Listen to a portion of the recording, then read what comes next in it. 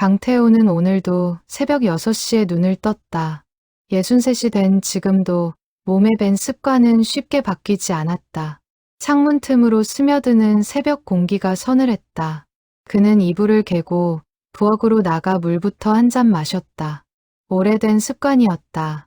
젊었을 때부터 지켜온 하루의 시작이었고 그 순서가 조금이라도 어긋나면 하루 종일 마음이 불편했다. 그는 좁은 골목 끝에 자리한 전파사의 셔터를 올리며 하루를 시작했다. 간판에는 빛바랜 글씨로 동진 전파사라고 적혀 있었다. 30년이 넘도록 그 자리를 지켜온 가게였다. 가게 안은 좁았다. 사방 벽에는 손님들이 막히고 찾아가지 않은 라디오와 오디오, 낡은 텔레비전이 층층이 쌓여 있었다. 태호는 그 틈에 놓인 낡은 의자에 앉아 커피를 마셨다. 창밖으로 아침 안개가 서서히 걷히고 있었다. 이 동네도 이제는 늙은 사람들만 남았다. 전파사를 찾는 손님도 예전 같지 않았다. 그래도 태호는 매일 아침 가게 문을 열었다. 달리 할 일이 없기도 했지만 무언가를 고치고 있을 때만큼은 마음이 편안했기 때문이었다. 젊은 시절 태호는 이 일을 그다지 좋아하지 않았다. 오히려 도망치듯 살아온 세월이었다. 고등학교를 마치자마자 무작정 도시로 나가 이런저런 일을 전전했다. 공장에서도 일했고 시장에서 짐을 나르기도 했다. 그러다 우연히 전파상 견습으로 들어가게 되었고 그곳에서 손끝의 재주를 발견했다. 부서진 것을 다시 살려내는 일에는 묘한 위안이 있었다. 고장난 기계 앞에 앉아 있으면 적어도 그 순간만큼은 아무도 그에게 아버지에 대해 묻지 않았다. 40을 넘기고서야 그는 고향으로 돌아왔다. 어머니가 홀로 늙어가는 것을 더는 두고 볼 수 없었기 때문이었다. 어머니 이복수는 몇 해 전 세상을 떠났고 태호는 여태 그 집에 혼자 남아 가게를 지키고 있었다. 아내와는 오래전에 헤어졌고 자식들은 각자의 삶을 찾아 도시로 떠난 지 오래였다. 명절에나 겨우 얼굴을 보는 사이가 되었다. 태호는 그것이 서운하다기보다 차라리 익숙하다고 생각했다. 홀로 남겨지는 일에는 이미 이력이 나 있었다. 가게 앞 골목은 예전에는 제법 북적였다. 인근에 방직 공장이 있던 시절에는 퇴근길 사람들이 삼삼오오 몰려다니며 이 골목을 채웠었다. 지금은 그 공장도 오래전에 문을 닫았고 골목에는 그때를 기억하는 늙은 사람들만 드문드문 오갈 뿐이었다. 태호는 가끔 그 시절을 떠올리며 씁쓸한 미소를 짓곤 했다. 세월은 사람도 마을도 이렇게 조용히 늙어가게 만들었다. 9시가 조금 지났을 무렵 가게 문에 달린 종이 흔들렸다. 태호는 고개를 들었다. 백발의 노부인이 커다란 보자기를 품에 안고 서 있었다. 노부인의 이름은 오순자였다. 태호도 몇 번인가 얼굴을 본 적이 있는 동네 끝 골목에 혼자 사는 할머니였다. 어서 오세요. 태호가 자리에서 일어나며 인사를 건넸다. 오순자는 대답 대신 보자기를 조심스럽게 계산대 위에 올려놓았다. 매듭을 푸는 손끝이 가늘게 떨리고 있었다. 보자기 안에서 나온 것은 나무로 된 낡은 진공관 라디오였다. 겉면의 니스는 세월에 벗겨져 얼룩덜룩했고 다이얼 유리에는 금이 가 있었다. 누가 보아도 오래된 물건이었다. 이거 고칠 수 있겠어요? 오순자가 물었다. 목소리에는 조심스러움과 간절함이 함께 묻어 있었다. 태호는 라디오를 이리저리 살펴보았다. 뒷면 나무판을 열어 안쪽의 배선을 들여다보던 그는 잠시 손을 멈추었다. 흔히 보는 구조가 아니었다. 진공관 사이로 낯선 배선 하나가 더 지나가고 있었다. 태호는 오래 이 일을 해왔지만 이런 식의 배선은 처음 보는 것이었다. 안에 뭐가 좀 더 있는 것 같은데요. 원래 있던 물건인가요? 태호가 묻자 오순자의 표정이 굳었다. 그녀는 잠시 망설이다가 낮은 목소리로 말했다. 우리 어머니가 시집을 때 가져오신 거예요. 그런데 요즘 이상한 일이 있어서요. 태호는 손을 멈추고 그녀를 바라보았다. 오순자는 잠시 숨을 고르더니 말을 이었다. 며칠 전에 이 라디오를 오랜만에 틀었는데 사람 목소리가 들렸어요. 방송도 아니고 잡음도 아니고 누가 말을 거는 것처럼요. 가게 안에 잠시 침묵이 흘렀다. 태호는 대수롭지 않게 넘기려 했지만 오순자의 눈빛은 진지했다. 노인의 착각이나 낡은 기계의 오작동이라 여기기에는 그녀의 손끝이 여전히 떨리고 있었다. 소문 들으셨어요? 요 며칠 동네에 그 얘기가 돌더라고요. 죽은 사람 목소리가 라디오에서 들린다고. 오순자가 조심스레 덧붙였다. 태호는 그런 소문을 들은 기억이 없었다. 하지만 최근 들어 몇몇 손님이 비슷한 말을 흘리고 갔던 것이 어렴풋이 떠올랐다. 대수롭지 않게 웃어넘겼던 이야기였다. 할머니, 그런 건 대개 배선이 낡아서 다른 주파수가 섞여 들어오는 거예요. 걱정 안 하셔도 됩니다. 태호는 애써 담담하게 말했다. 그러나 마음 한구석에는 알 수 없는 불편함이 스며들고 있었다. 라디오 안쪽에 있는 낯선 배선.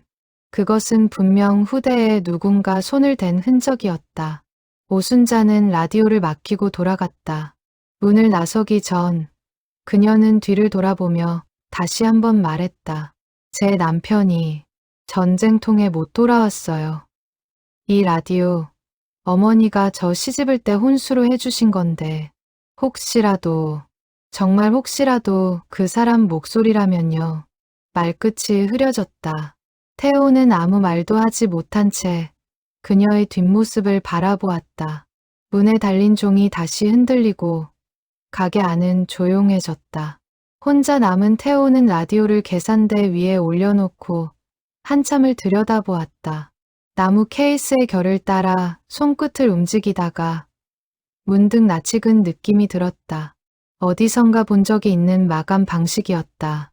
못을 박는 각도, 나무를 깎아 다듬은 방식. 태호의 뇌리에 오래전 기억 하나가 스쳐 지나갔다. 그의 아버지, 강만석도 한때 이런 라디오를 만지던 사람이었다. 태호는 애써 그 생각을 밀어냈다. 아버지에 대한 기억은 오래전에 마음속 깊은 곳에 묻어둔 것이었다. 전쟁이 끝나고도 돌아오지 않았던 아버지. 동네 사람들은 그를 두고 이런저런 말들을 했다. 도망갔다는 이도 있었고 어디선가 다른 살림을 차렸을 거라는 이도 있었다. 어린 태호는 그 말들을 들으며 자랐고 언제부턴가 아버지라는 단어 자체를 입에 올리지 않게 되었다.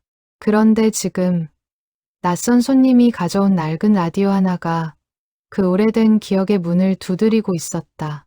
태호는 라디오를 작업대 위로 옮겼다. 전원을 넣기 전 그는 잠시 손을 멈추고 숨을 골랐다. 창밖으로는 여전히 늦여름의 햇살이 비치고 있었지만 가게 안공기는 어느새 서늘하게 가라앉아 있었다. 그는 스위치를 올렸다. 진공관에 불이 들어오기까지는 시간이 걸렸다. 오래된 기계 특유의 서서히 달아오르는 그 기다림의 시간 동안 태호는 저도 모르게 숨을 죽였다. 마치 무언가 중요한 순간을 앞둔 사람처럼 그는 두 손을 무릎 위에 가지런히 모으고 앉아 있었다. 진공관이 예열되며 나지막한 웅웅 소리가 흘러나왔다. 다이얼의 눈금 불빛이 희미하게 켜졌다. 잠시 후 지지직거리는 잡음 사이로 무언가 낮고 먼 소리가 섞여 들려오는 것 같았다. 사람의 목소리인지 단순한 전파 간섭인지 분간하기 어려운 소리였다. 태호는 숨을 죽인 채 라디오에 귀를 가까이 가져갔다. 가게 안에는 오직 그 희미한 소리와 그의 심장이 뛰는 소리만이 남아 있었다. 동네에는 이미 며칠 전부터 이상한 소문이 돌고 있었다. 어느 집에서는 죽은 아들의 목소리가 들렸다 했고 또 어느 집에서는 오래전 헤어진 형제의 이름을 부르는 소리를 들었다고 했다. 처음에는 다들 노인들의 헛것이려니 여기고 웃어넘겼다. 하지만 비슷한 이야기가 하나둘 늘어나면서 마을 사람들 사이에는 묘한 긴장감이 감돌기 시작했다. 저녁이면 평상에 모여 앉은 노인들이 낮은 목소리로 그 이야기를 주고받았다. 누군가는 무섭다고 했고, 누군가는 그리운 얼굴이 다시 찾아온 것 같아 반갑다고도 했다. 태호는 그런 소문을 그저 흘려들었다. 오랜 세월 기계를 만져온 그에게 세상에 설명되지 않는 일이란 없었다. 오래된 진공관에서 다른 방송 주파수가 섞여 들어오는 일은 드물지 않았고, 노후한 배선이 잡음을 만들어내는 경우도 흔했다. 그러나 지금 눈앞에 놓인 라디오의 낯선 배선을 떠올리자 그 확신이 조금씩 흔들리는 것을 느꼈다. 그는 라디오의 볼륨을 조심스럽게 높였다. 잡음 사이로 섞여들던 희미한 소리가 조금 더 또렷해지는 듯했다. 사람의 음성 같기도 했고 아주 오래전에 녹음된 무언가가 재생되는 것 같기도 했다. 태호는 저도 모르게 숨을 멈추고 귀를 기울였다. 창밖으로 지나가던 바람이 유리창을 가볍게 흔들었다. 가게 안의 시간이 잠시 멈춘 것 같았다. 태호는 라디오를 끄지 않았다. 대신 작업대 위 스탠드 불빛을 조금 더 밝히고 뒷면 나무판을 다시 열었다. 낯선 배선이 어디로 이어지는지 그는 오늘 밤 안에 끝까지 확인해 보기로 마음먹었다. 알 수 없는 예감이 그의 등줄기를 타고 흘렀다. 이 라디오는 단순한 고장난 물건이 아닐지도 몰랐다. 가게 안에 걸린 낡은 시계가 밤 11시를 가리키고 있었다. 태호는 오랫동안 홀로 지내온 세월 속에서 이렇게 무언가에 깊이 빠져든 것이 얼마만인지 헤아려 보았다. 손끝으로 나무 케이스를 쓰다듬을 때마다 알 수 없는 그리움 같은 것이 가슴 한켠에서 조용히 차올랐다. 그는 그 감정의 정체를 아직 알지 못한 채 그저 라디오 앞에 오래도록 앉아 있었다. 밤이 깊도록 태우는 라디오를 붙들고 앉아 있었다. 가게 밖 골목은 이미 인적이 끊긴 지 오래였고 낡은 형광등만이 작업대 위를 희미하게 비추고 있었다. 작업대 위에는 드라이버와 인두, 돋보기가 어지럽게 놓여 있었다. 그는 라디오의 뒷면 나무판을 완전히 떼어내고 안쪽 회로를 하나하나 눈으로 짚어 나갔다. 진공관과 저항, 콘덴서가 촘촘히 박힌 회로판 한쪽 구석에 처음 보는 작은 금속 장치가 붙어 있었다. 크기는 성냥갑만 했고 가느다란 철사 코일이 안쪽에 촘촘히 감겨 있었다. 태호는 돋보기를 들이대고 그 장치를 자세히 살폈다. 흔히 쓰이는 라디오 부품이 아니었다. 오히려 예전에 어디선가 사진으로 본 적 있는 소리를 자석 철사에 기록하는 구식 녹음 장치와 닮아 있었다. 그는 그것을 회로에서 조심스럽게 분리했다. 손끝이 가늘게 떨렸다. 이런 장치가 라디오 안에 숨겨져 있다는 것 자체가 예사롭지 않은 일이었다. 장치를 뒤집자 밑면에 작은 글씨가 새겨져 있는 것이 보였다. 오랜 세월에 마모되어 알아보기 힘들었지만 태호는 눈을 가늘게 뜨고 그 흔적을 더듬었다. 손톱 끝으로 조심스럽게 먼지를 털어내자 글씨는 조금씩 더 선명하게 드러났다. 두 글자였다. 만석. 태호의 손이 그대로 멈췄다. 만석은 그의 아버지, 강만석의 이름이었다. 흔한 이름은 아니었다. 태호는 한참 동안 그 글씨에서 눈을 떼지 못했다. 심장이 세차게 뛰기 시작했다. 우연이라 하기에는 너무나 선명한 흔적이었다. 그는 몇 번이나 눈을 비비고 다시 그 글씨를 들여다보았다. 착각이기를 바라는 마음과 사실이기를 바라는 마음이 동시에 그의 가슴 속에서 뒤엉켰다. 이튿날 아침, 태호는 가게 문을 평소보다 늦게 열었다.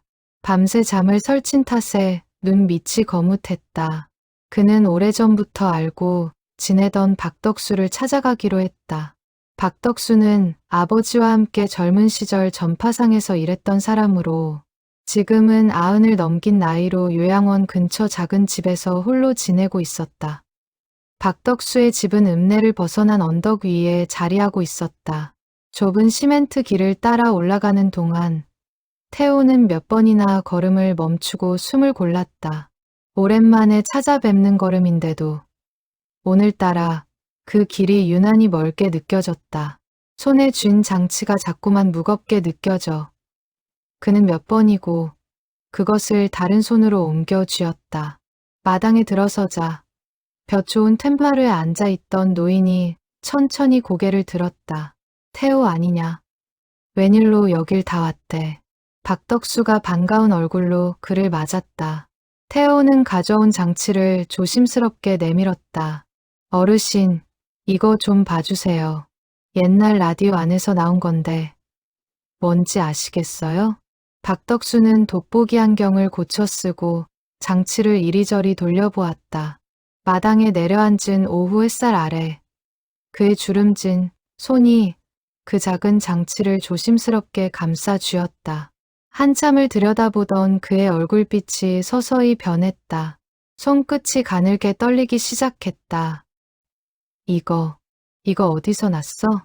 박덕수의 목소리가 낮게 갈라졌다. 태호는 손님이 맡긴 라디오에서 발견했다고 설명했다. 박덕수는 한동안 말을 잇지 못했다. 그는 천천히 마당 저편을 바라보다가 이윽고 무겁게 입을 열었다. 이거 소리를 철사에 새겨놓는 기계요. 그 시절에는 아주 귀한 물건이었지. 방송국에서나 겨우 구경하던 거였는데 그 시절이라면 언제요? 태호가 조심스레 물었다. 박덕수는 잠시 눈을 감았다가 뜨며 대답했다. 전쟁 때다. 네 아버지가 이런 걸 만지던 사람이었어. 가슴이 철렁 내려앉는 기분이었다. 태호는 지금껏 아버지에 대해 아는 것이 거의 없었다. 그저 전쟁통에 소식이 끊겼고 끝내 돌아오지 않았다는 것뿐이었다. 동네에서는 그를 두고 온갖 억측이 떠돌았지만 태호의 어머니는 끝까지 아무 말도 하지 않은 채 세상을 떠났다. 어르신, 아버지가 정확히 뭘 하셨던 거예요? 그때 왜 안 돌아오신 거예요?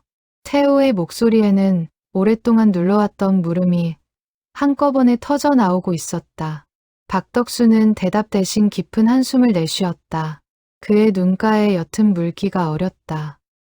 그건 나도 다는 몰라. 그때 그 일에 손댄 사람들은 서로한테도 말을 아꼈으니까. 그래야 살아남을 수 있었으니. 다만 내가 아는 건 네 아버지가 도망친 사람은 아니었다는 거다. 노인의 말에 태호는 아무 대꾸도 하지 못했다.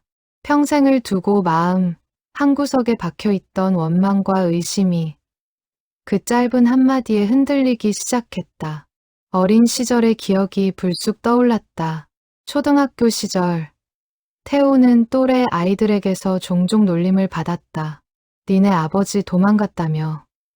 아이들의 그 말 한마디에 어린 태호는 아무런 대꾸도 하지 못한 채 고개를 숙이곤 했다. 집에 돌아와 어머니에게 그 이야기를 전하면 어머니는 그저 말없이 아들의 머리를 쓰다듬을 뿐이었다. 왜 아버지가 돌아오지 않는지 어머니는 단 한 번도 명확히 설명해 준 적이 없었다. 그 침묵은 오히려 어린 태호의 마음속에 더 깊은 의심을 심어 놓았다. 아버지가 정말 무언가 떳떳하지 못한 일을 저지르고 도망친 것은 아닐까 하는 의심이었다. 세월이 흐르며 그 의심은 점점 원망으로 굳어졌다. 태호는 자라면서 아버지라는 존재를 마음속에서 지우려 애썼다. 명절이면 다른 집 아이들이 아버지 손을 잡고 다니는 모습을 볼 때마다 그는 애써 눈을 돌렸다. 결혼을 하고 자식을 낳은 뒤에도 그는 자신의 아버지에 대해서는 단 한 번도 아이들에게 이야기한 적이 없었다. 존재하지 않는 사람처럼 그렇게 지워버리고 싶었던 것이다. 박덕수는 장치를 태호의 손에 다시 쥐어주며 말을 이었다. 이거 함부로 버리지 말어라. 이 안에 뭐가 들었을지 몰라. 예전에 이런 걸로 사람들 목소리를 녹음해서 소식 못 전하는 가족들한테 몰래 전해주던 사람들이 있었어. 네 아버지도 그 중 하나였을지 몰라. 태호는 그 말을 곱씹으며 언덕을 내려왔다. 손에 쥔 작은 장치가 유난히 무겁게 느껴졌다. 평생 원망해왔던 아버지의 이름이 이제는 전혀 다른 얼굴로 그의 앞에 다가서고 있었다. 가게로 돌아온 태호는 그 장치를 조심스럽게 작업대 위에 올려놓았다. 소리를 재생할 방법을 찾아야 했다. 오래된 기술이었지만 그는 반드시 그 안에 담긴 소리를 들어야 한다고 생각했다. 그것이 무엇이든 그 소리는 아버지가 남긴 마지막 흔적일지도 몰랐다. 창밖으로 저녁 어스름이 내려앉고 있었다. 태호는 오래된 공구 상자를 뒤져 비슷한 장치를 되살릴 수 있을 만한 부품들을 하나둘 꺼내기 시작했다. 손끝은 여전히 떨리고 있었지만 그 떨림 속에는 두려움과 함께 알 수 없는 간절함이 섞여 있었다. 그는 문득 박덕수가 마지막으로 남긴 말을 떠올렸다. 언덕을 내려오려는 태호를 붙잡으며 노인은 낮은 목소리로 이렇게 덧붙였었다. 태호야, 그때 그 사람들은 다들 이름도 없이 사라졌어. 누구를 위해 그랬는지 세상은 아무도 몰라. 근데 나는 알아. 네 아버지가 그러고 다닌 게 절대 헛짓이 아니었다는 거. 그 말이 귓가에 계속 맴돌았다. 태호는 작업대 앞에 앉아 장치를 다시 들여다보며 그 안에 담겼을지 모르는 소리를 상상해 보았다. 그것이 정말 아버지의 목소리라면 자신은 그 소리를 들을 준비가 되어 있는가. 50년 가까이 원망으로 채워왔던 마음에 갑자기 다른 감정이 비집고 들어오려 하고 있었다. 그것은 두려움이었고 동시에 오래도록 억눌러 왔던 그리움이기도 했다. 밤이 깊어갈수록 가게 안은 고요해졌다. 태호는 낡은 공구들 사이에서 비슷한 시대의 재생장치 도면을 찾아 뒤적이기 시작했다. 손으로 쓴 메모와 낡은 회로도, 먼지 쌓인 부품 상자들, 그 모든 것들이 마치 오래전 아버지가 남겨놓은 흔적처럼 느껴졌다. 태호는 밤을 새워서라도 그 소리를 되살려내야겠다고 마음먹었다. 그는 문득 자신의 손이 아버지의 손을 많이 닮았다는 이야기를 어머니로부터 들었던 기억을 떠올렸다. 어릴 적 어머니는 태호가 무언가를 고치고 있는 모습을 볼 때마다 잠시 말없이 그 손끝을 바라보곤 했었다. 그때는 그저 우연이라 여겼던 그 시선이 이제와 생각해보니 다른 의미였을지도 모른다는 생각이 들었다. 어쩌면 어머니는 그 손끝에서 떠나간 남편의 흔적을 매번 다시 마주하고 있었던 것은 아니었을까. 태호는 사흘 밤낮을 재생장치를 만드는 데 매달렸다. 가게 문에는 개인 사정으로 며칠 쉽니다라는 종이 한 장을 붙여두었다. 손님을 받을 여유조차 없었다. 시중에서 구할 수 없는 부품이었기에 그는 오래된 창고를 뒤지고 인터넷 중고 거래를 통해 비슷한 시대의 부품들을 어렵게 구했다. 낡은 자석 코일과 회전 모터, 접점 하나하나를 손수 손질하며 그는 마치 오래전 세상으로 돌아가는 다리를 놓는 심정이었다. 작업은 쉽지 않았다. 몇 번이나 실패했다. 철사에 새겨진 자기 신호가 너무 오래되어 희미해진 탓에 재생을 시도할 때마다 잡음만 흘러나왔다. 그래도 태호는 포기하지 않았다. 그는 젊은 시절 익힌 손기술과 인터넷에서 찾은 오래된 자료들을 참고해가며 조금씩 장치를 개선해 나갔다. 그 사흘 동안 태호는 거의 잠을 이루지 못했다.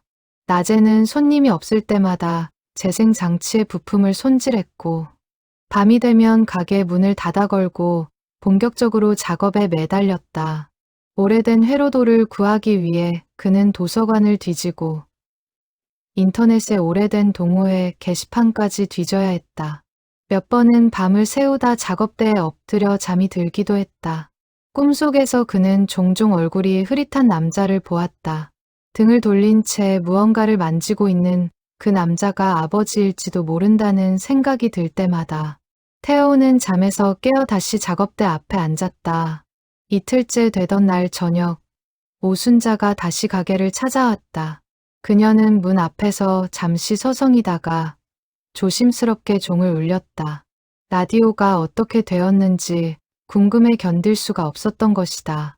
태호는 발견한 장치에 대해서는 아직 말을 아꼈다. 확실한 것을 알기 전까지는 괜한 기대를 심어주고 싶지 않았다. 조금만 더 기다려 주세요. 거의 다 됐습니다. 태호의 말에 오순자는 조용히 고개를 끄덕이고 돌아갔다. 그녀의 뒷모습을 보며 태호는 자신이 지금 하고 있는 일이 단지 손님의 라디오를 고치는 일이 아니라는 것을 깊이 실감했다. 태호는 떨리는 손으로 철사 뭉치를 장치에 걸었다. 스위치를 올리기 전 그는 잠시 눈을 감고 숨을 골랐다. 이 안에서 무슨 소리가 나올지 그는 알 수 없었다. 어쩌면 아무 의미 없는 잡음일 수도 있었고 어쩌면 평생을 두고 그리워하면서도 미워했던 사람의 목소리일 수도 있었다. 가게 안에 불빛을 낮추고 태호는 장치 앞에 의자를 바짝 끌어당겨 앉았다. 창밖에서는 늦은 밤 지나가는 오토바이 소리가 희미하게 들려왔다가 이내 멀어졌다. 그는 두 손을 무릎 위에 가지런히 올려놓고 마치 오래전 헤어진 누군가를 마중 나가는 사람처럼 자세를 바로 했다. 손끝의 떨림이 팔을 타고 어깨까지 전해지는 것 같았다. 그는 스위치를 눌렀다. 처음에는 지지직거리는 잡음만 흘러나왔다. 태호는 실망 섞인 한숨을 내쉬려던 참이었다. 그런데 그 잡음 사이로 낮고 굵은 남자의 목소리가 서서히 떠오르기 시작했다. 복순이, 태호야, 내 목소리 들리나? 태호의 온몸이 얼어붙었다. 숨을 쉬는 것조차 잊은 채 그는 그 목소리에 온 신경을 집중했다. 심장이 귓속에서 뛰는 것처럼 크게 울렸다. 잡음 속에서도 또렷하게 들려오는 그 음성은 어린 시절, 어렴풋이 기억 속에 남아있던 아버지의 목소리와 놀라울 만큼 닮아 있었다. 이 소리가 너희한테 닿을지 모르겠다. 아버지는 지금 무사하다. 다만 당분간은 집에 돌아가지 못할 것 같다. 미안하다는 말밖에 할 수가 없구나. 잠시 잡음이 이어지더니 목소리가 다시 흘러나왔다. 태호야, 아버지 없이도 씩씩하게 지내야 한다. 어머니 말씀 잘 듣고 언젠가 이 소리가 너한테 닿는 날이 오면 그때는 아버지가 널 부끄럽게 하지 않았다는 걸 알아주면 좋겠다. 지금은 다 말할 수가 없어서 미안하다. 목소리는 거기서 끊겼다. 잡음만이 한참 동안 흘러나오다가 이내 완전한 정적이 찾아왔다. 태호는 장치 앞에 그대로 주저앉듯 앉아 있었다. 눈시울이 뜨거워졌다. 50년 가까운 세월 동안 마음속에 쌓아온 원망이 그 짧은 목소리 하나에 와르르 무너져 내리는 것 같았다. 아버지는 살아 있었다. 적어도 이 녹음이 남겨졌을 그 순간에는 분명히 살아서 가족을 그리워하고 있었다. 도망친 것이 아니라 무언가 말 못할 사정으로 돌아오지 못하고 있었던 것이다. 태호는 그 사실 하나만으로도 가슴이 미어지는 것을 느꼈다.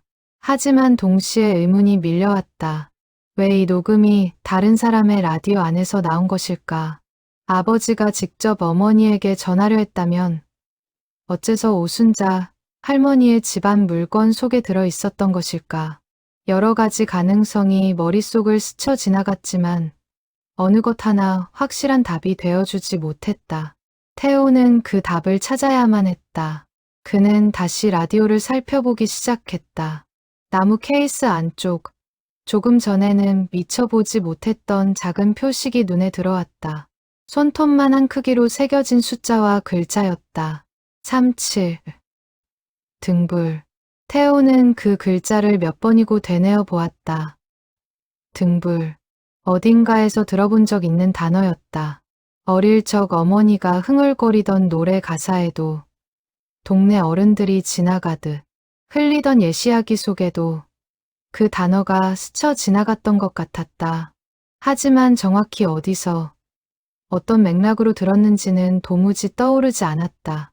그는 손끝으로 그 글자를 몇 번이고 쓸어보았다.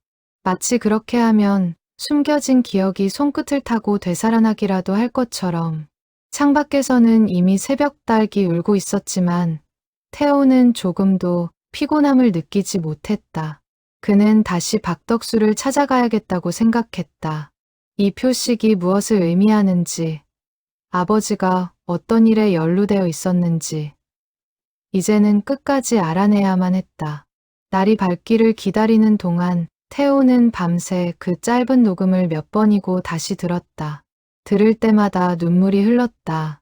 원망으로 굳어있던 마음 한켠에서 무언가 오랫동안 얼어있던 것이 서서히 녹아내리고 있었다. 그는 문득 어머니를 떠올렸다. 평생 아버지에 대해 침묵으로 일관했던 어머니는 어쩌면 이 사실을 이미 알고 계셨던 것은 아니었을까. 그렇다면 어머니는 그 모든 세월을 어떤 마음으로 견뎌내셨던 것일까. 태호는 문득 어린 시절 어머니가 밤마다 라디오 앞에 오독하니 앉아있던 모습을 떠올렸다. 그때는 그것이 그저 어머니의 오래된 습관이라고만 생각했었다. 뉴스도 아니고 음악 방송도 아닌 알 수 없는 주파수를 이리저리 돌려가며 무언가를 찾는 듯한 그 모습을 어린 태호는 몇 번인가 어머니에게 무얼 찾느냐고 물은 적이 있었다. 그때마다 어머니는 그저 희미하게 웃으며 아무것도 아니다라고 답할 뿐이었다. 이제야 태호는 그 밤들의 의미를 어렴풋이 짐작할 수 있을 것 같았다. 어머니는 어쩌면 남편의 목소리가 어느 밤 우연히 전파를 타고 흘러들기를 그렇게 오랜 세월 홀로 기다리고 있었던 것은 아니었을까. 그 생각에 이르자 태호는 참았던 눈물을 끝내 쏟고 말았다. 원망만 하며 살아온 스스로가, 그리고 아무 말 없이 홀로 그 세월을 견뎌낸 어머니가 동시에 사무치게 다가왔다. 창밖이 서서히 밝아오고 있었다. 태호는 눈을 붉힌 채로 문 열 준비를 시작했다. 오늘은 반드시 박덕수를 다시 찾아가야 했다. 등불이라는 그 두 글자가 이제는 그의 가슴 속에서 지워지지 않는 물음표로 남아 있었다. 그는 세수를 하고 거울 앞에 섰다. 밤새 눈물을 훔친 얼굴이 낯설게 느껴졌다. 거울 속 자신의 얼굴에서 문득 아버지의 흔적을 찾아보려 애썼다. 어릴 적 흐릿하게 남아있던 아버지의 얼굴은 이제 거의 기억나지 않았다. 그러나 목소리만은 어젯밤 들었던 그 몇 마디만은 평생 잊지 못할 것 같았다. 태호는 가게 셔터를 올리기 전 잠시 걸음을 멈추고 하늘을 올려다보았다. 동트기 직전의 하늘은 옅은 보랏빛으로 물들어 있었다. 그는 그 빛깔이 마치 오랜 세월 끝에 마침내 열리는 문처럼 느껴졌다. 박덕수의 집으로 향하는 길, 태호는 손에 쥔 수첩에 등불이라는 두 글자를 몇 번이고 적어보았다. 어젯밤 들었던 아버지의 목소리가 아직도 귓가에 맴돌고 있었다. 밤새 한숨도 자지 못한 탓에 눈이 뻑뻑했지만 이상하게도 몸은 가벼웠다. 그는 어제와는 다른 걸음으로 조급함을 억누르지 못한 채 언덕길을 올랐다. 밤사이 내린 이슬로 마당에 흙이 촉촉하게 젖어 있었다. 낡은 슬레이트 지붕 아래로 아침 햇살이 비스듬히 내리쬐었고 마당 한켠에 심긴 봉숭아꽃이 바람에 가늘게 흔들렸다. 박덕수는 그 화초에 물을 주고 있다가 태호를 보고는 물뿌리개를 내려놓았다. 그의 표정에서 태호는 이미 무언가를 짐작하고 있다는 것을 알아챘다. 찾았구나. 그 소리. 박덕수가 먼저 말을 꺼냈다. 태호는 고개를 끄덕이며 수첩을 내밀었다. 37. 등불이라 적힌 글자를 본 박덕수의 얼굴이 순식간에 굳었다. 그는 한동안 말없이 마당 끝을 바라보았다. 오래 묵혀두었던 기억을 꺼내는 일이 쉽지 않은 듯했다. 들어와서 얘기하자. 두 사람은 좁은 방 안에 마주 앉았다. 방 안에는 세월의 냄새가 짙게 배어 있었다. 벽에 걸린 낡은 달력과 손때 묻은 라디오 부품 몇 개가 선반 위에 가지런히 놓여 있었다. 박덕수는 낡은 찻잔에 물을 따르며 천천히 입을 열었다. 그때가 전쟁통이었잖냐. 다들 피난 다니고 가족들이 뿔뿔이 흩어지고 산 사람인지 죽은 사람인지도 모르고 몇 년을 사는 사람들이 부지기수였어. 그런데 그 와중에 몇몇 사람들이 모여서 이상한 일을 하기 시작했어. 박덕수는 찻잔을 감싸쥔 채 잠시 눈을 감았다. 라디오를 고치러 다니는 척하면서 싫은 사람들 목소리를 몰래 녹음해서 전해주는 일이었지. 전선을 넘나들 수 있는 몇 안 되는 사람들이 이쪽 가족의 목소리를 녹음해서 저쪽으로 넘기고 저쪽 소식을 다시 이쪽으로 가져오고 라디오 수리를 핑계 삼아서 그 안에 몰래 녹음 장치를 심어 전달하는 식이었어. 겉으로는 그냥 고쳐온 라디오였으니 누구도 의심을 못했지. 태호는 숨을 죽인 채 그 이야기를 들었다. 방 안에 낡은 괴종시계가 째깍거리는 소리만이 침묵을 채우고 있었다. 어떻게 그런 위험한 일을 하셨대요. 잡히면 목숨이 왔다 갔다 하는 일이었을 텐데. 태호가 묻자 박덕수는 씁쓸하게 웃었다. 그의 웃음에는 오래된 그리움과 회한이 함께 서려 있었다. 그러니까 대단한 사람들이었지. 다들 처자식 있는 사람들이었어. 근데도 그 일을 했어. 왜였겠냐. 자기도 겪어봤으니까. 가족이랑 생이별하는 게 얼마나 사람, 애간장을 녹이는 일인지 겪어본 사람들이니까 남의 일 같지가 않았던 거야. 그래서 위험한 줄 알면서도 계속 그 일을 했던 거고. 박덕수는 찻잔을 내려놓고 창밖을 바라보았다. 네 아버지는 유독 손재주가 좋았어. 라디오 안에 그 작은 장치를 심고도 겉으로 보기엔 전혀 티가 안 나게 만들었지. 검문에 걸려도 다들 그냥 평범한 수리공으로만 봤으니까. 그 실력 덕분에 여러 사람이 목숨 걸지 않고도 소식을 주고받을 수 있었던 거다.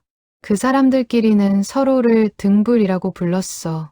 어둠 속에서 서로한테 신호를 보내는 사람들이라고 해서 이름도 안 밝히고 얼굴도 잘 몰랐어. 그래야 잡혀도 서로를 지킬 수 있었으니까. 네 아버지도 그 등불 중 하나였다. 방 안에 무거운 침묵이 흘렀다.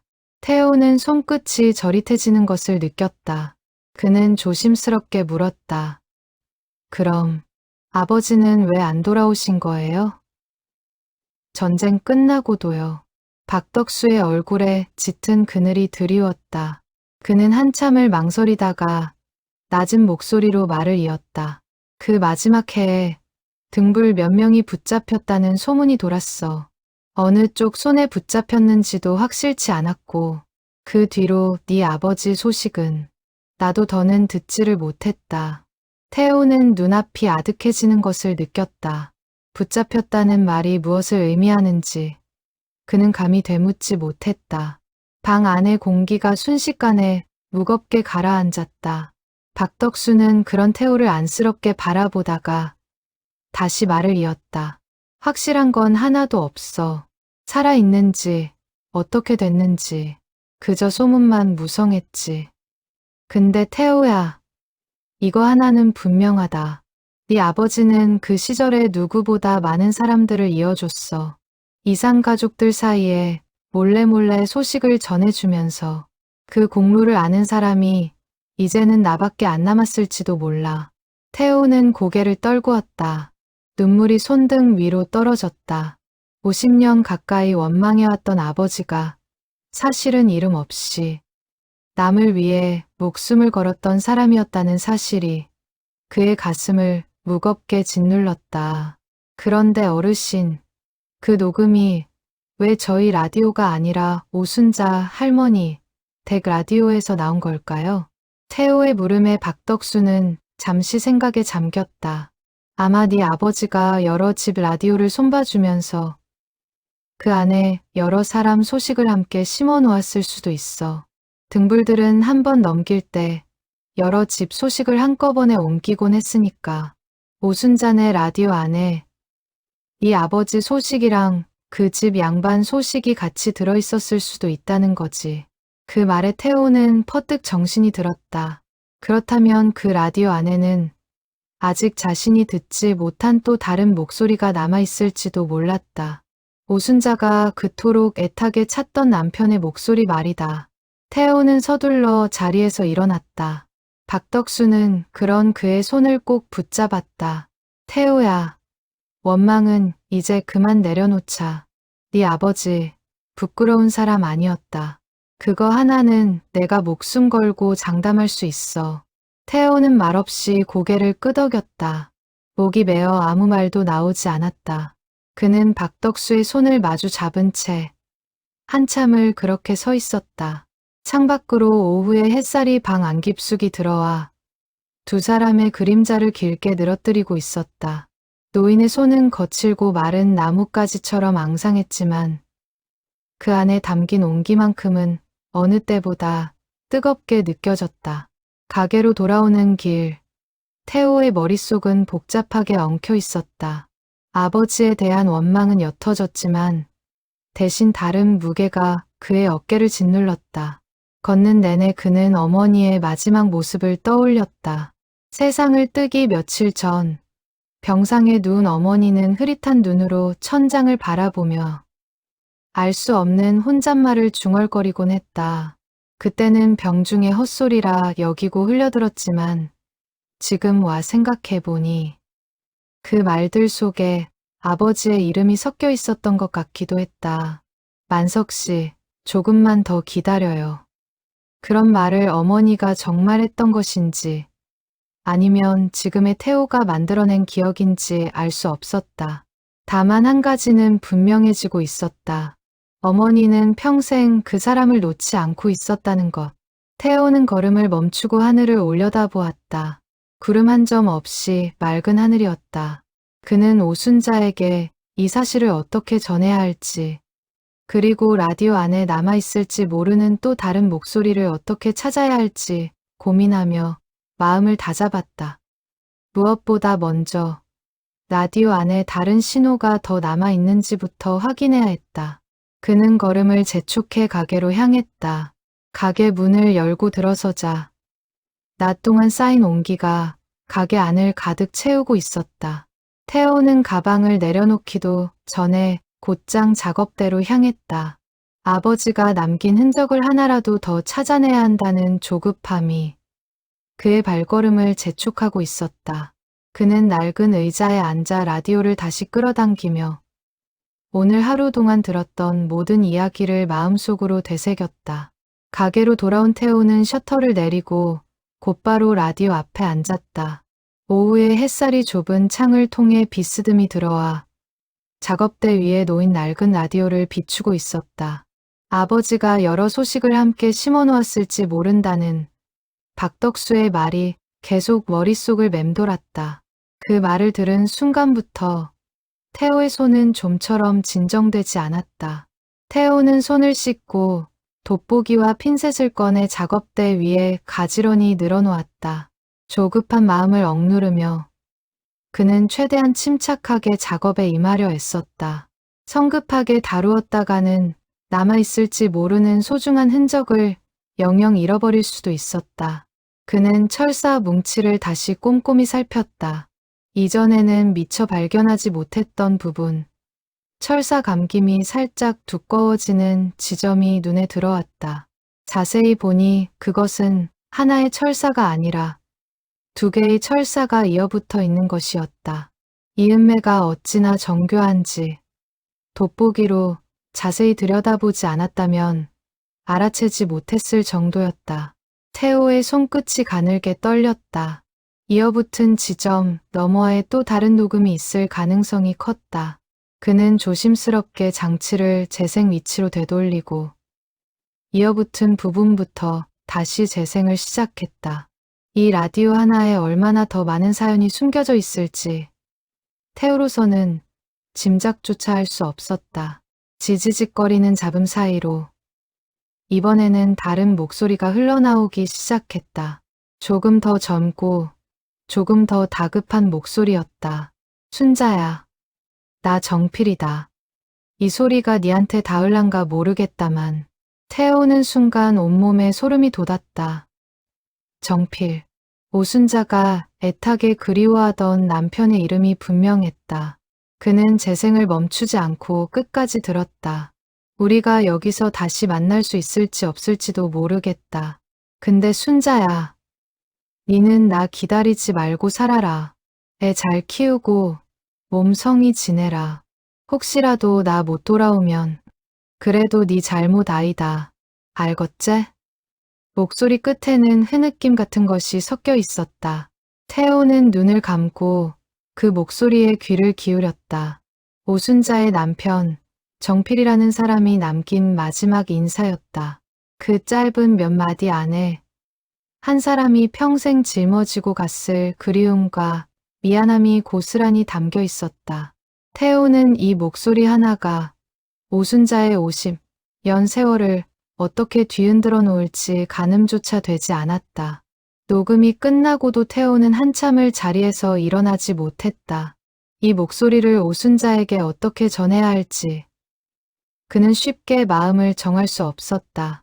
50년 넘게 홀로 남편을 그리워하며 살아온 사람에게 이 목소리는 뒤늦은 위안이 될 수도 있었지만 동시에 다시 그 세월을 되짚어야 하는 고통이 될 수도 있었다.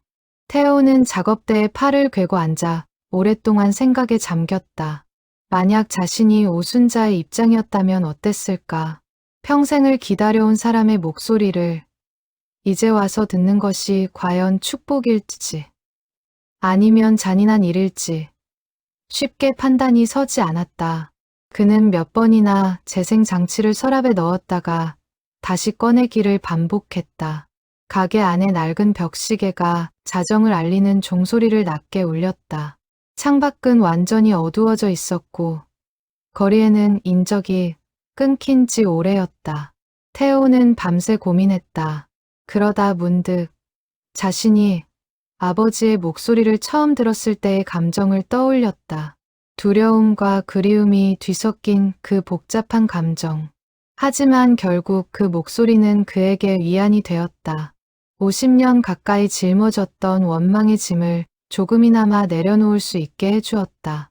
오순자에게도 이 목소리가 그런 의미가 될 수 있지 않을까. 그는 그렇게 믿어보기로 했다. 다음 날 아침, 태호는 오순자의 집으로 직접 찾아갔다. 낡은 라디오와 재생장치를 조심스럽게 챙겨 들고서였다. 골목을 걸어가는 내내 그는 몇 번이고 발걸음을 늦추었다. 이 소식을 전하는 것이 옳은 일인지 그는 마지막 순간까지도 확신하지 못했다. 오순자는 그를 반갑게 맞았지만 태호의 얼굴에 드리운 무거운 기색을 이내 알아챈 듯했다. 할머니, 라디오 안에서 뭔가 나왔어요. 태호는 조심스럽게 말을 꺼냈다. 오순자의 얼굴이 순식간에 창백해졌다. 그녀는 아무 말 없이 태호를 방 안으로 이끌었다. 낡은 안진뱅이 책상 위에 재생장치를 올려놓는 태호의 손이 가늘게 떨리고 있었다. 이거 각오하시고 들으셔야 할 것 같아요. 태호의 말에 오순자는 두 손을 가슴 앞에 모으고 고개를 끄덕였다. 방 안에는 팽팽한 긴장감이 감돌았다. 태호는 스위치를 눌렀다. 잡음이 흘러나오고 곧이어 정필의 목소리가 방 안에 울려 퍼졌다. 방 안의 공기가 순식간에 팽팽해졌다. 벽시계 초침 소리마저 유난히 크게 들렸다. 오순자의 몸이 크게 휘청였다. 그녀는 두 손으로 입을 막은 채 그 자리에 주저앉고 말았다. 목소리가 이어지는 내내 그녀의 눈에서는 쉼 없이 눈물이 흘러내렸다. 태호는 그런 그녀의 곁에 조용히 앉아 함께 그 목소리를 들었다. 창밖으로 지나가는 바람이 문풍지를 가늘게 흔들었지만 방 안의 두 사람은 그 소리조차 알아채지 못한 채 오래도록 그렇게 앉아 있었다. 녹음이 끝나자 방 안에는 오순자의 흐느낌만이 남았다. 태호는 아무 말도 하지 못한 채 그저 그녀의 어깨를 가만히 감싸 안았다. 오랜 세월 홀로 사겨온 그리움이 그 순간 한꺼번에 터져 나오고 있었다. 고마워요. 정말 고마워요. 한참 만에 오순자가 겨우 입을 열었다. 목소리는 여전히 떨리고 있었지만 그 안에는 깊은 안도와 감사가 담겨 있었다. 그녀는 태호의 손을 꼭 붙잡으며 다시 말을 이었다. 그 양반이 나 원망 안 했다는 거네요. 나는 평생 그 사람이 나를 두고 간 게 아닐까. 어디서 다른 살림을 차린 게 아닐까. 그런 못된 생각도 한 적이 있었는데 이제 알겠어요. 그 사람도 돌아오고 싶었던 거네요. 그녀의 말에 태호는 가슴이 먹먹해졌다. 오순자가 품고 있었던 의심은 자신이 아버지에게 품었던 의심과 놀랍도록 닮아 있었다. 남겨진 사람들은 저마다의 방식으로 돌아오지 않는 이들을 원망하며 살아왔던 것이다. 그리고 이제야 그 원망의 자리에 뒤늦은 진실이 조용히 내려앉고 있었다.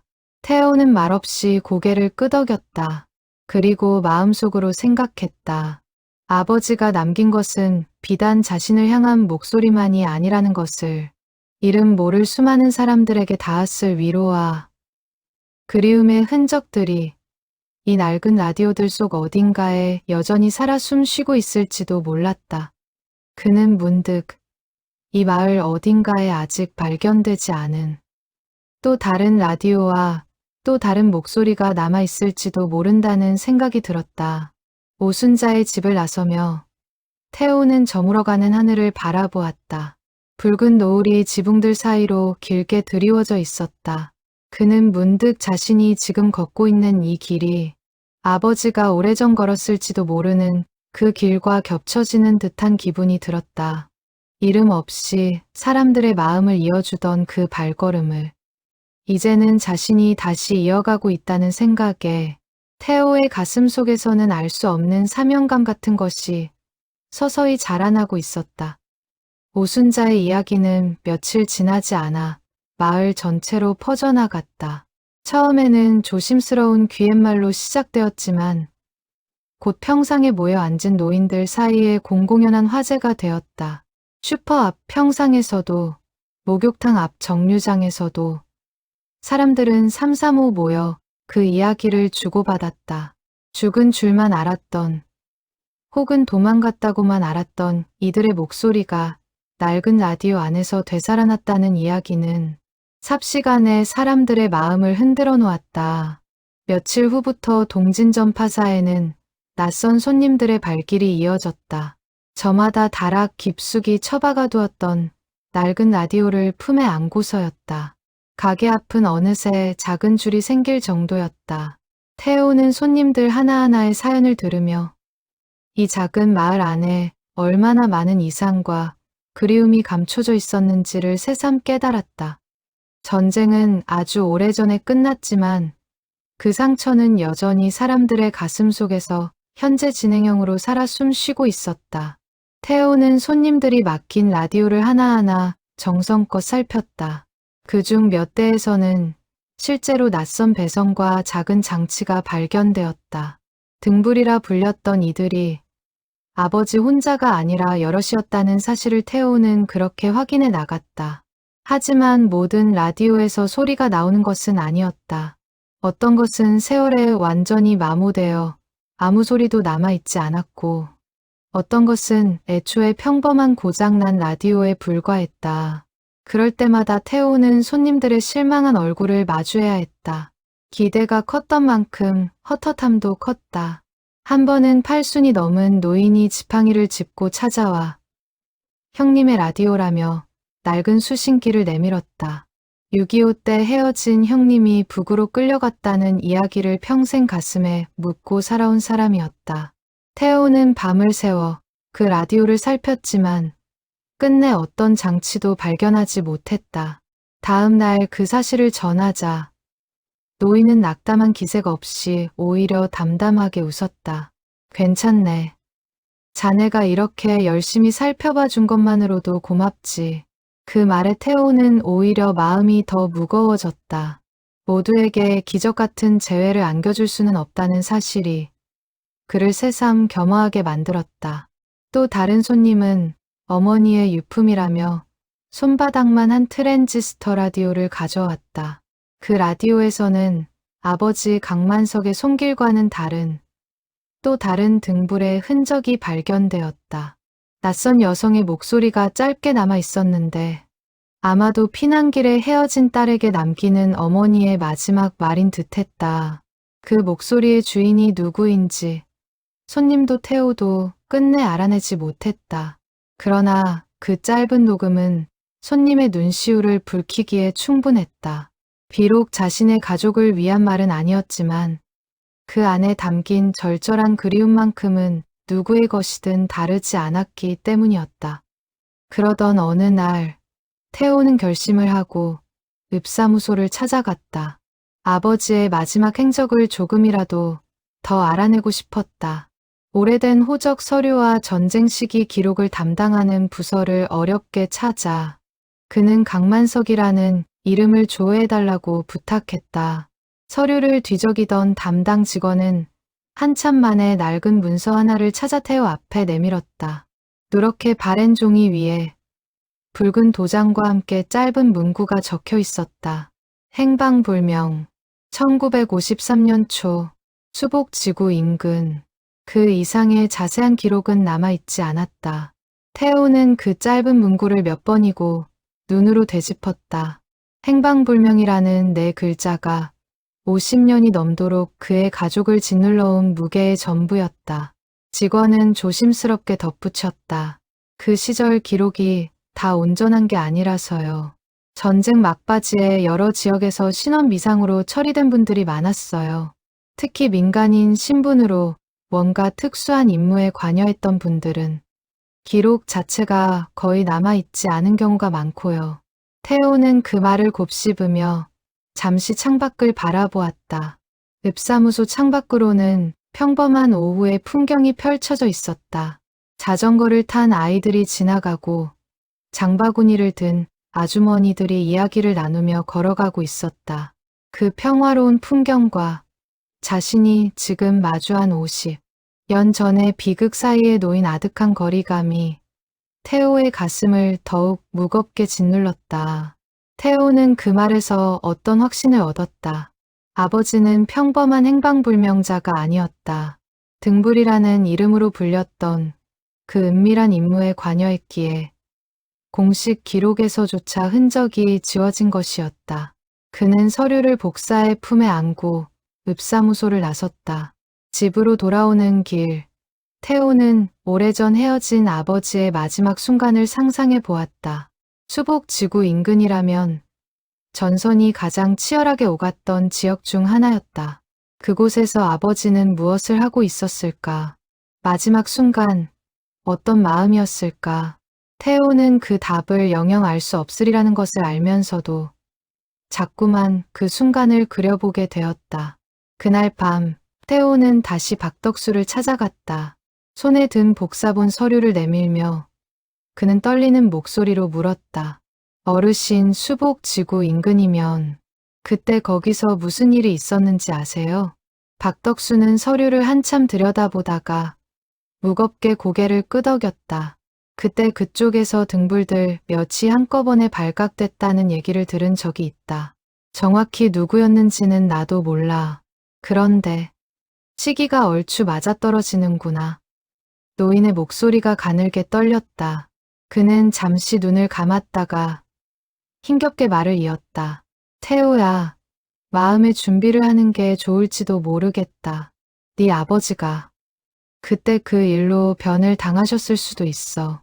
방 안에 무거운 침묵이 내려앉았다. 태호는 오랫동안 아무 말도 하지 못했다. 예상하지 못했던 것은 아니었다. 50년 넘게 소식 한 자락 없었던 사람이 살아있으리라 믿는 것 자체가 이미 무리였다. 그럼에도 막상 그 가능성을 마주하자 가슴 한복판이 뻥 뚫리는 듯한 상실감이 밀려왔다. 그래도 태호야. 박덕수가 그의 손을 붙잡으며 말했다. 그 양반 헛되이 죽은 거 아니다. 얼마나 많은 사람들 가슴에 다시 등불을 밝혀줬는지 네가 지금 두 눈으로 보고 있잖냐. 그거면 된 거다. 태호는 고개를 떨군 채 오랫동안 눈물을 흘렸다. 슬픔과 자랑스러움이 뒤섞인 이전에는 한 번도 느껴보지 못한 복잡한 감정이었다. 그는 이제 아버지를 온전히 이해할 수 있을 것 같았다. 원망 대신 깊은 존경과 그리움이 그 자리를 채우고 있었다. 박덕수의 집을 나서며 태호는 밤하늘을 올려다보았다. 별빛 하나 없이 흐린 밤이었다.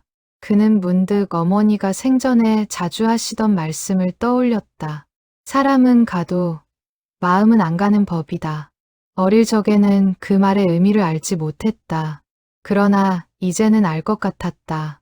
아버지의 몸은 50년 전 그날 그 수복 지구 어딘가에서 쓰러졌을지 모르지만 그가 남긴 마음만큼은 이렇게 오랜 세월을 건너 아들에게 그리고 이름 모를 수많은 이들에게 여전히 닿고 있었다. 집으로 돌아온 태호는 아버지의 사진 한 장 남아있지 않다는 사실이 새삼 서글퍼졌다. 어머니는 생전에 아버지의 흔적이 담긴 물건들을 거의 남기지 않았다. 어쩌면 그것이 어머니 나름의 방식으로 슬픔을 견디는 방법이었을지도 몰랐다.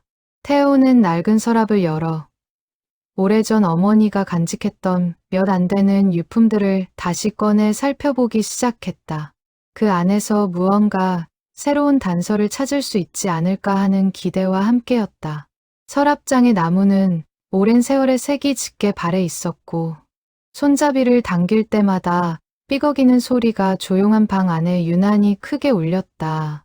태호는 그 안에 담긴 물건들을 하나씩 조심스럽게 꺼내 방바닥에 늘어놓았다. 어머니가 평생 소중히 여겼을 그 몇 안 되는 물건들 앞에서 그는 마치 낯선 이의 삶을 처음 들여다보는 듯한 기분을 느꼈다. 자신이 알고 있던 어머니는 그저 홀로 아들을 키워낸 억척스러운 여인이었다. 그러나 이 서랍 속에는 그가 미처 알지 못했던 또 다른 어머니의 모습이 조용히 잠들어 있을 것 같았다. 낡은 서랍은 오랫동안 열어보지 않아 삐걱거리는 소리를 냈다. 안쪽에서는 오래된 나프탈렌 냄새와 함께 세월의 흔적이 묻어났다. 태호는 손끝으로 하나씩 물건들을 꺼내보았다. 손끝에 닿는 감촉 하나하나가 조심스러웠다. 마치 유리처럼 깨질까 두려운 것들을 다루는 손길이었다. 몇 개의 헝겊 조각과 오래된 편지 봉투, 그리고 녹슨 브로치 하나가 들어 있었다. 그는 그중 편지 봉투를 조심스럽게 집어들었다. 겉면에는 아무 글씨도 적혀 있지 않았다. 봉투 안을 열어보니 누렇게 바랜 종이 한 장이 곱게 접혀 있었다. 종이를 펼치자 낯익은 필체가 눈에 들어왔다. 어머니의 글씨였다. 가늘고 정갈한 오랜 세월 보태신 바늘을 쥐어온 손이 눌러쓴 듯한 글씨였다. 날짜도 수신인도 적혀 있지 않은 짧은 몇 줄의 글이었다. 태호는 그 종이를 두 손으로 받쳐 들고 한 글자 한 글자를 눈으로 천천히 짚어 나갔다. 그 사람이 등불이라는 걸 알았을 때 나는 무섭기도 했고 자랑스럽기도 했다. 태호한테는 끝내 말하지 못했다. 혹시라도 저 아이가 아버지처럼 살겠다고 나설까봐. 그래서 그냥 원망하게 두었다. 미안하다. 태호야. 언젠가 네가 이걸 보게 된다면 그때는 이해해다오. 태호는 그 자리에 주저앉고 말았다. 종이를 쥔 손이 격하게 떨렸다. 어머니는 알고 있었다. 처음부터 모든 것을 알고 있었으면서도 아들을 지키기 위해 평생 침묵을 지켜온 것이었다. 세상 사람들의 손가락질을 홀로 견디면서도 아들에게만은 그 진실의 무게를 지우지 않으려 했던 어머니의 마음이 뒤늦게 태호의 가슴을 찢어 놓았다. 그는 편지를 몇 번이고 다시 읽으며 그 글자 하나하나에 담긴 어머니의 오랜 세월을 헤아려 보려 애썼다. 태호는 편지를 가슴에 품고 한참을 흐느꼈다. 평생 어머니에게도 서운함이 없지 않았다.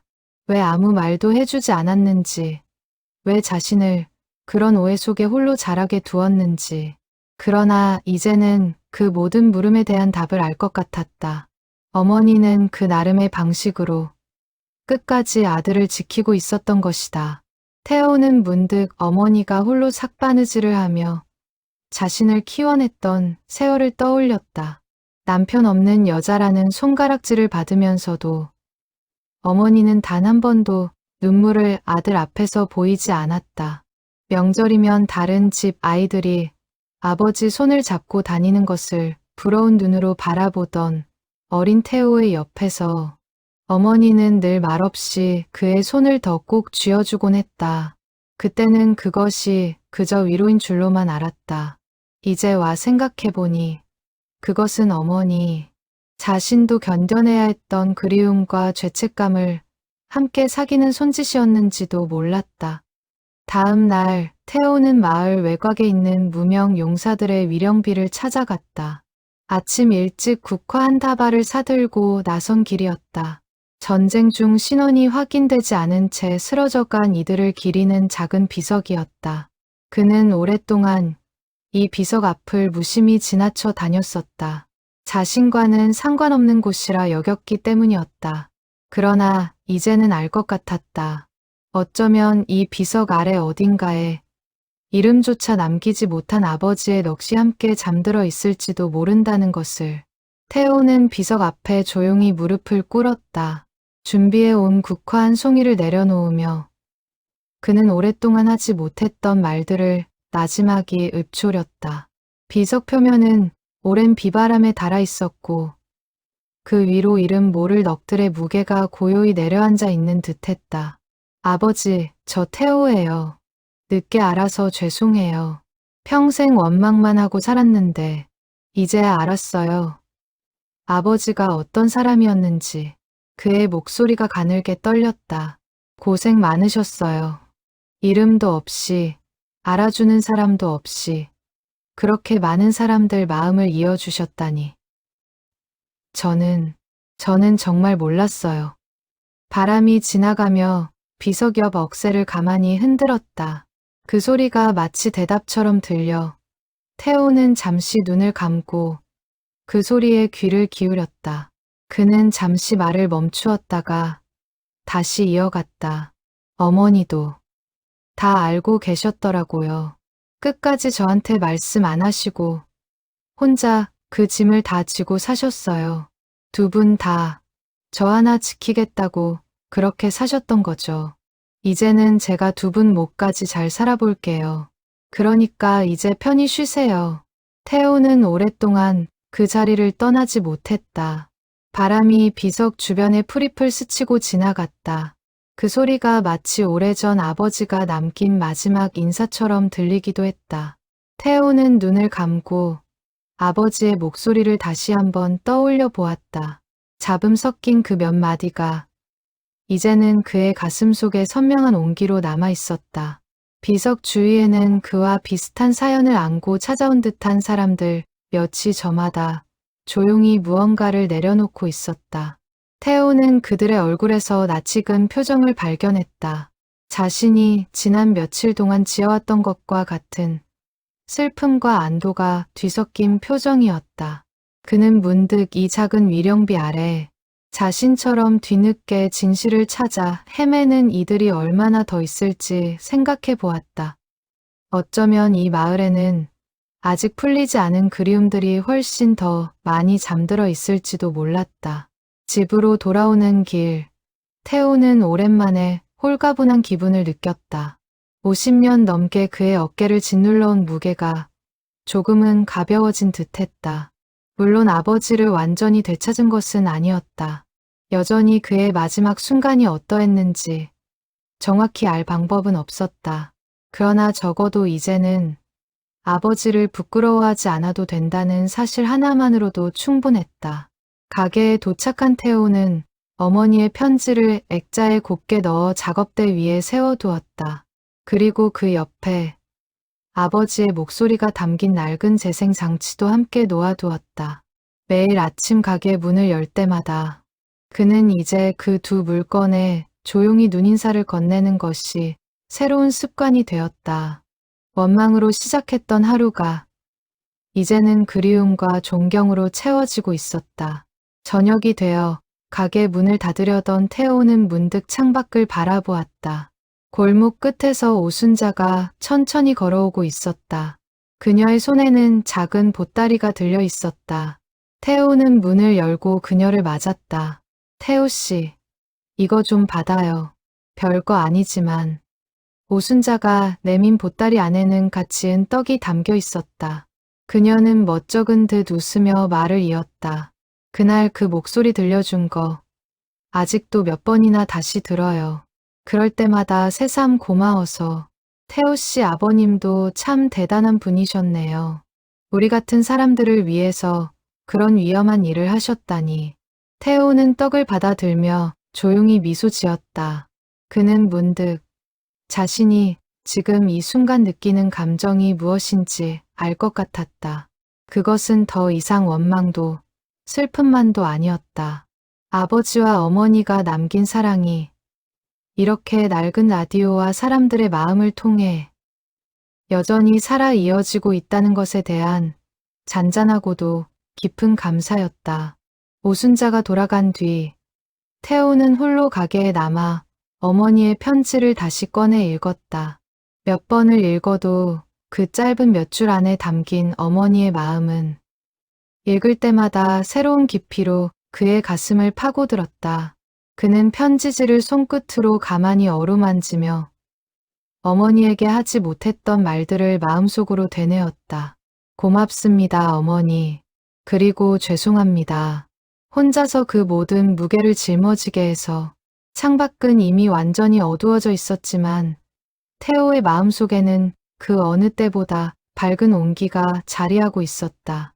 오순자가 다녀간 다음 날 태호는 오랫동안 생각해왔던 일을 시작하기로 마음먹었다. 밤새 뒤척이며 고민한 끝에 내린 결정이었다.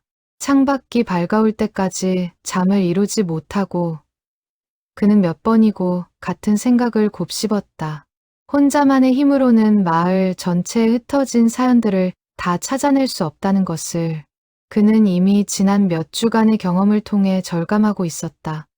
그는 아침 일찍 마을회관을 찾아가 이장에게 한 가지 제안을 했다. 마을에 남아있는 낡은 라디오들을 한데 모아 그 안에 숨겨진 목소리들을 찾아보자는 것이었다. 이장은 처음에는 반신반의하는 눈치였다. 자칫 헛된 기대만 부풀리는 일이 되지는 않을지 걱정하는 눈치였다. 하지만 오순자의 사연을 이미 전해 들은 터라 그는 이내 흔쾌히 승낙했다. 소식은 빠르게 퍼졌다. 마을 곳곳에서 다락에 처박아 두었던 낡은 라디오와 오래된 전축이 마을회관 앞마당으로 모여들기 시작했다. 처음 며칠 사이에만 20대가 넘는 라디오가 모여들었다. 태호는 매일 저녁 가게 문을 닫은 뒤 마을회관으로 가서 그 라디오들을 하나하나 살폈다. 혼자서는 벅찬 일이었다. 소식을 들은 박덕수도 지팡이를 짚고 나와 옛 기억을 더듬어가며 힘을 보탰다. 작업은 더디게 진행되었다. 대부분의 라디오는 그저 평범한 고장난 물건이었다. 하지만 열의 하나꼴로 낯선 배선과 작은 장치가 숨겨져 있는 라디오가 발견되었다. 그럴 때마다 태호는 조심스럽게 장치를 분리해 재생을 시도했다. 어떤 것은 이미 신호가 완전히 지워져 아무 소리도 들리지 않았다. 어떤 것은 지지직거리는 잡음 속에서 짧은 인사말이나 이름 하나만 겨우 건져낼 수 있었다. 그렇게 한 달여가 지나는 동안 마을에서는 크고 작은 재회가 이어졌다. 어떤 이는 형제의 마지막 목소리를 듣고 오열했고 어떤 이는 부모의 짧은 당부를 듣고 평생 품어온 죄책감을 조금이나마 내려놓았다. 태호는 그 모든 순간을 함께하며 자신이 아버지로부터 물려받은 것이 비단 손재주만은 아니라는 것을 깨달아갔다. 사람의 마음을 읽는 일, 그것이야말로 아버지가 평생을 걸었던 진짜 유산이었다. 마을회관 앞마당은 어느새 작은 사랑방처럼 변해갔다. 저녁이면 사람들이 하나둘 모여들어 서로의 사연을 나누고 위로를 건넸다. 태호가 라디오를 살피는 동안 노인들은 평상에 둘러앉아 지난 세월의 이야기를 풀어놓았다. 누군가의 눈물이 다른 누군가의 눈물을 불러오고 그렇게 서로의 슬픔을 나누다 보면 어느새 웃음소리도 섞여 들었다. 태호는 그 광경을 지켜보며 낡은 라디오 하나하나가 단순한 기계가 아니라 사람과 사람을 잇는 다리라는 것을 새삼 깨달았다. 그는 자신도 모르는 사이 그 다리를 놓는 일에 깊이 빠져들고 있었다. 하지만 모든 이야기가 아름답게만 흘러가지는 않았다. 어느 날 태호와 비슷한 또래의 남자가 화가 잔뜩 난 얼굴로 가게를 찾아왔다. 그는 문을 밀치듯 열고 들어와 손에 든 낡은 라디오를 계산대 위에 쿵 소리 나게 내려놓았다. 그의 이름은 윤성우였다. 그는 자신의 아버지 라디오에서 발견된 녹음을 듣고는 오히려 더 큰 분노에 휩싸인 사람이었다. 우리 아버지는 그때 그 일 때문에 붙잡혀서 죽을 고생을 했어요. 몇 달을 갇혀 있다가 겨우 풀려나서 평생 몸이 성치 않으셨다고요. 그런데 이제 와서 이런 걸 미담처럼 포장하는 게 맞습니까? 윤성우의 목소리에는 억눌러온 원망이 그대로 묻어났다. 태호는 순간 말문이 막혔다. 그의 말도 틀린 것은 아니었다. 등불이라 불렸던 이들의 헌신이 모두에게 아름다운 결말로 이어진 것은 아니었다. 누군가는 그 대가로 평생 씻을 수 없는 상처를 안고 살아야 했다. 죄송합니다. 제가 그 부분까지는 미처 생각을 못했습니다. 태호는 진심으로 고개를 숙였다. 윤성우는 한참을 씩씩거리다가 이내 한숨을 내쉬며 자리에 앉았다. 그는 오래도록 가슴에 담아두었던 이야기를 천천히 꺼내놓기 시작했다. 우리 아버지는 그때 붙잡혀서 몇 달을 갇혀 계셨어요. 나중에 겨우 풀려나긴 했는데 그때 고문 후유증으로 평생 한쪽 다리를 절뚝거리셨죠. 젊은 시절에는 남들처럼 뛰어다니지도 못하고 무거운 것도 못 드셨어요. 그런데도 어디 가서 하소연 한 번을 못 하셨어요. 그 일 자체가 비밀이었으니까요. 그냥 다치신 이유도 모른 채 동네에서는 그저 재수 없게 다친 사람 취급을 받으셨죠. 윤성우의 목소리가 떨렸다. 저는 어릴 때부터 그게 그렇게 억울했어요. 왜 우리 아버지만 이렇게 고생하고 사시는지. 그러다 얼마 전에 그 라디오에서 녹음을 듣고 나서야 아버지가 그때 무슨 일을 하셨는지 알게 됐어요. 근데 그걸 알고 나니까 반갑기보다는 화가 먼저 나더라고요. 왜 우리 아버지는 그렇게 고생만 하고 아무도 몰라주는 채로 돌아가셨나 싶어서 미안해요. 태호 씨한테 화낼 일은 아닌데. 그냥 우리 아버지 고생하신 거 아무도 몰라주는 게 억울해서요. 다들 그 등불인지 뭔지 하는 사람들만 대단하다고 하니까. 태호는 그 말에서 또 다른 진실을 마주했다. 아버지의 이야기가 누군가에게는 위로였지만 누군가에게는 미처 풀리지 않은 상처를 다시 헤집는 일이 될 수도 있었다. 그는 자신이 놓치고 있던 부분이 무엇인지 그제야 뼈저리게 깨달았다. 그는 윤성우의 손을 조심스럽게 잡으며 말했다.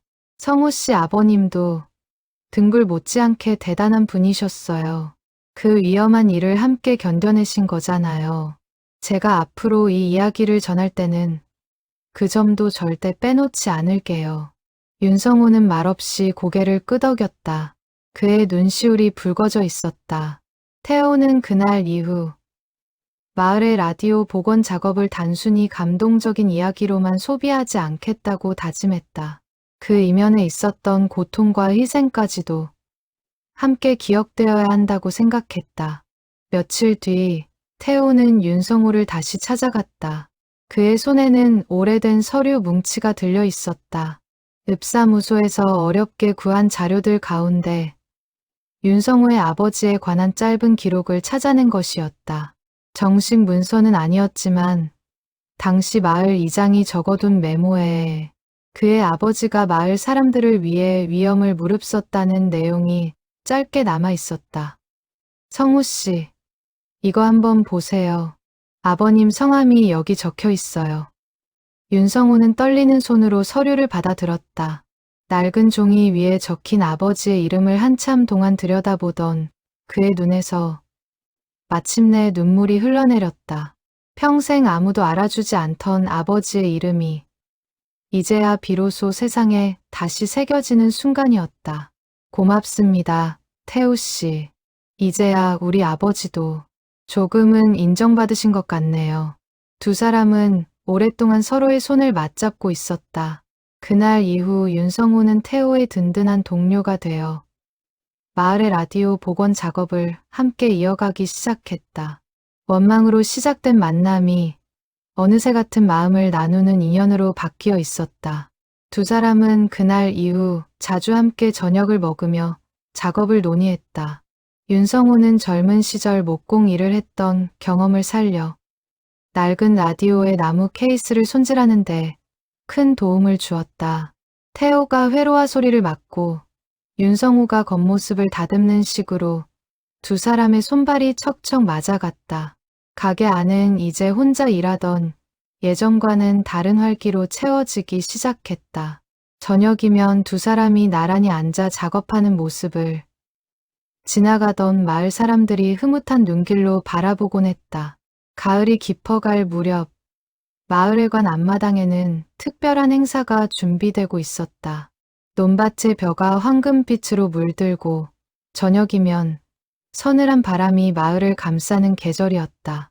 감나무마다 붉은 열매가 주렁주렁 매달려 마을 전체가 따뜻한 색으로 물들어가고 있었다.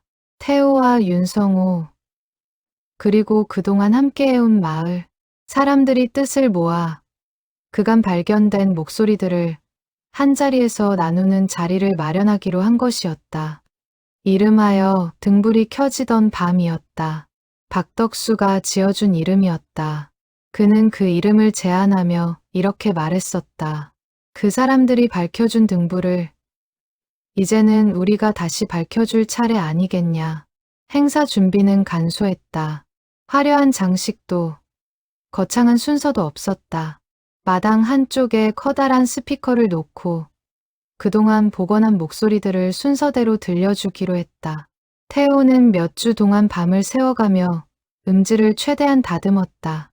잡음을 줄이고 희미해진 목소리를 조금이라도 또렷하게 살리기 위해 그는 온 정성을 쏟았다. 손끝이 갈라지고 눈이 침침해질 때까지 작업대 앞을 떠나지 않는 날들이 이어졌다. 이 목소리들이 누군가에게는 평생을 기다려온 단 하나의 순간이 될 것을 알았기 때문이었다. 행사 당일 마을회관 앞마당에는 예상보다 훨씬 많은 사람이 모여들었다. 마을 사람들뿐 아니라 소문을 듣고 인근 마을에서 찾아온 이들도 적지 않았다. 저마다의 사연을 안고 온 사람들의 얼굴에는 기대와 두려움이 함께 서려 있었다. 어떤 이는 자신의 가족에 관한 목소리가 나오지 않을까봐 조바심을 내며 앞자리를 차지했고, 어떤 이는 그저 다른 이들의 사연을 함께 나누고 싶어 뒷줄에 조용히 자리를 잡았다. 아이의 손을 잡고 온 젊은 부부도 있었다. 아마도 조부모, 세대의 이야기를 자녀에게 들려주고 싶어 찾아온 듯했다. 마당 한쪽에는 윤성호가 준비한 긴 의자들이 가지런히 놓여 있었다. 그는 요즘 들어 태우 못지않게 이 행사에 정성을 쏟고 있었다.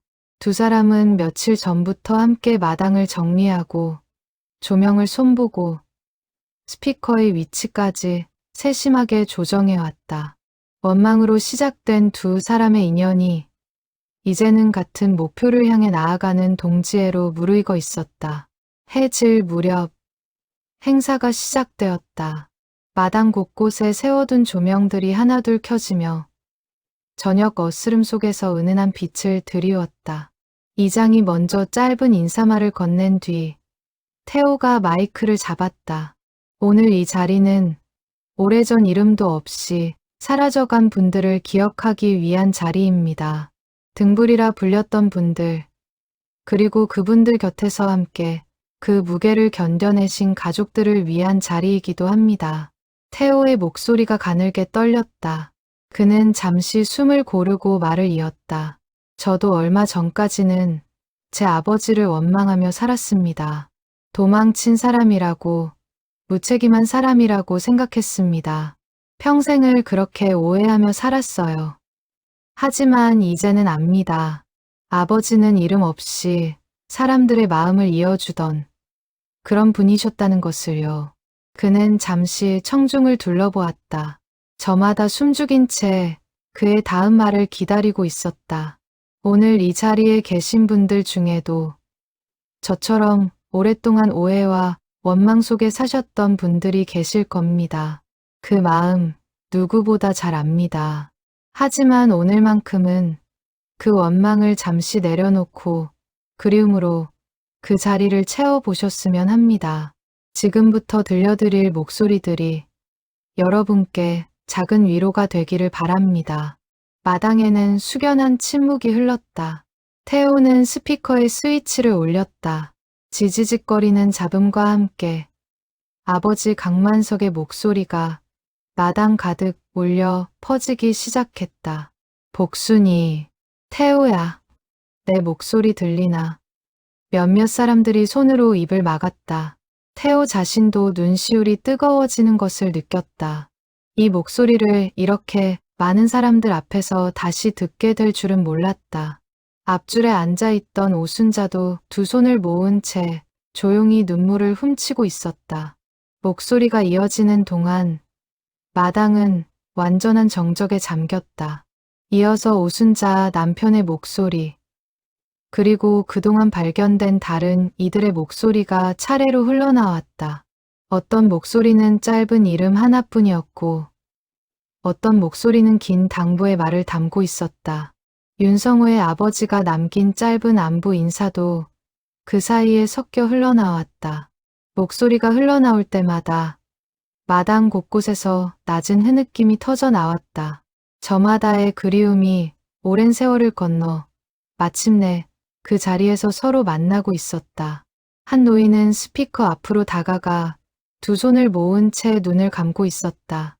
자신의 아버지 목소리가 나올 차례를 기다리는 듯했다. 마침내 짧게나마 그리운 음성이 흘러나오자 그는 그 자리에 털썩 주저앉아 어린아이처럼 소리내어 울었다. 곁에 있던 사람들이 조용히 다가가 그의 등을 쓸어주었다. 그 모습을 지켜보던 태호의 눈에서도 눈물이 멈추지 않았다. 마지막 목소리가 끝나고 마당에는 한동안 정적이 흘렀다.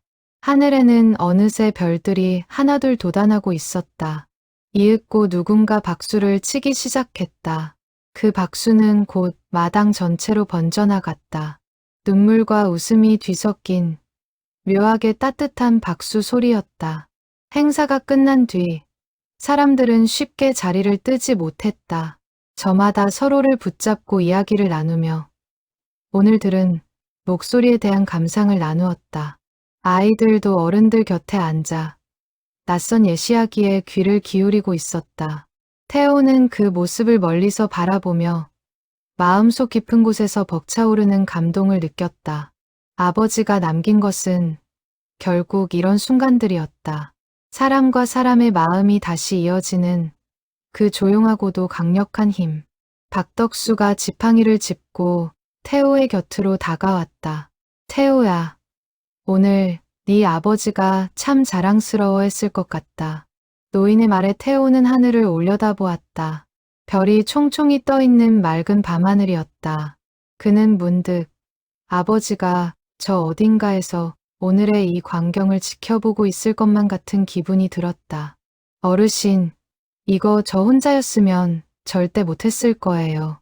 어르신이 그때 그 이야기 들려주지 않으셨으면 저는 아직도 아버지를 원망하며 살고 있었을 거예요. 태호의 말에 박덕수는 허 웃으며 고개를 저었다. 아니다. 네가 그 라디오를 그냥 흘려보내지 않고 끝까지 물고 늘어졌으니까 여기까지 온 거지. 네 아버지 손재주만 물려받은 게 아니라 그 끈기도 물려받은 모양이다. 두 사람은 나란히 서서 오랫동안 밤하늘을 올려다보았다. 마당에서는 여전히 사람들의 이야기 소리와 잔잔한 웃음소리가 이어지고 있었다. 태호는 그 소리를 들으며 오랫동안 자신을 짓눌러왔던 무게가 완전히 내려앉는 것을 느꼈다. 이제 그는 더 이상 아버지 없는 자식이 아니었다. 이름 없는 영웅의 아들로 그는 새롭게 태어나고 있었다. 행사가 파할 무렵 오순자가 태호에게 다가와 조용히 손을 맞잡았다. 그녀의 눈에는 여전히 눈물이 그렁그렁했지만 입가에는 오랜만에 보는 편안한 미소가 걸려 있었다. 태호 씨, 오늘 이 자리 만들어줘서 정말 고마워요. 나 혼자 간직하고 있던 그 목소리를 이렇게 많은 사람들이랑 나눌 수 있어서 참 좋았어요. 우리 그이도 하늘에서 오늘을 보고 있다면 참 좋아했을 것 같아요. 태호는 그녀의 손을 마주 잡으며 고개를 끄덕였다. 마당을 가득 채웠던 사람들이 하나둘 흩어지고 있었지만 그들의 마음속에는 오늘 들었던 목소리들이 오래도록 남아있을 것이었다. 등불이 켜지던 밤 행사가 있고 나서 동진전파사에는 눈에 띄게 달라진 것이 하나 있었다. 가게를 찾는 사람들의 표정부터 예전과 달라져 있었다. 어딘가 무거웠던 골목의 공기가 그 행사 이후로는 한결 가벼워진 듯했다. 가게 한쪽 벽에 그동안 발견된 낡은 라디오들이 나란히 진열되기 시작한 것이다. 태우는 손님들이 다시 찾아가지 않은 라디오들을 함부로 버리지 않고 정성껏 손질의 작은 전시 공간을 마련했다. 낡은 나무 선반을 짜 넣고 그 위에 라디오들을 하나씩 올려두었다. 저마다 다른 사연을 품은 라디오들이었다. 어떤 것은 여전히 낯선 배선을 품은 채 침묵하고 있었고 어떤 것은 이미 그 안의 목소리를 세상에 내어준 뒤였다. 그 옆에는 어머니의 편지가 담긴 액자와 아버지의 목소리가 담긴 재생장치도 나란히 자리를 잡았다. 가게를 찾는 손님들은 이제 라디오를 고치러 오는 것만이 아니었다. 마을 안팎에서 소문을 듣고 찾아온 사람들이 그 작은 전시 공간을 구경하기 위해 들르기도 했다. 개 중에는 먼 도시에서 일부러 차를 몰고 찾아온 이들도 있었다. 태호는 그때마다 아버지의 이야기를 그리고 등불이라 불렸던 이름 없는 이들의 이야기를 담담히 들려주었다. 처음에는 어색했지만 어느새 그 이야기를 전하는 일이 그의 또 다른 소명처럼 느껴지기 시작했다. 윤성호는 그 후로도 꾸준히 가게에 들러 태호를 도왔다. 두 사람은 함께 인근 마을을 돌아다니며 아직 발견되지 않은 등불들의 흔적을 찾아 나섰다. 쉽지 않은 일이었다. 대부분의 흔적은 이미 세월에 지워져 있었고 확실한 증거를 찾기란 하늘의 별 따기였다. 그래도 두 사람은 포기하지 않았다. 한 사람이라도 더 이름 없이 사라진 이들의 진심이 뒤늦게나마 가족에게 닿기를 바라는 마음에서였다. 두 사람은 주말마다 낡은 트럭을 몰고 이웃 마을들을 찾아다녔다. 면사무소의 오래된 서류를 뒤지고 마을 어르신들을 찾아뵈며 예시하기를 청해 들었다. 처음에는 낯선 사람들의 방문을 경계하던 이들도 태호와 윤성호의 진심 어린 태도에 점차 마음을 열었다. 그렇게 몇 달이 흐르는 동안 두 사람은 인근 새 마을에서 새로운 등불의 흔적을 추가로 발견해냈다. 그중 하나는 이미 세상을 떠난 지 오래인 노부부의 라디오였는데 그 안에서 발견된 짧은 목소리는 뒤늦게 도착해 그들의 자녀에게 깊은 위안을 안겨주었다. 겨울이 찾아올 무렵 태호는 오순자의 집을 다시 찾아갔다. 그녀는 이제 예전보다 훨씬 밝은 얼굴로 그를 맞았다. 마당에는 늦가을 국화가 곱게 피어 있었다. 안 곳곳에는 예전에는 볼 수 없었던 활기가 감돌고 있었다.